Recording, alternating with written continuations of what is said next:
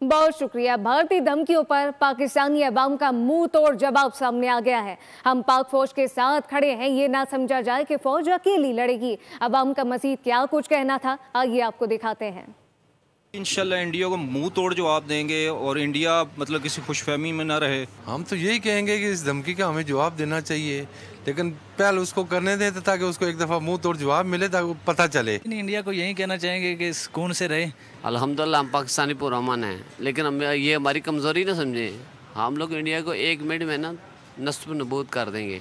हमारे मुल्क पाकिस्तान पर अगर आपने आँच भी डाली तो आप ज़र्रे ज़र्रे में तकसीम हो जाओगे। हमारी फ़ौज के साथ फ़ौज ही नहीं है, हम भी उनके साथ हैं, हम पूरे पाकिस्तानी उनके साथ हैं।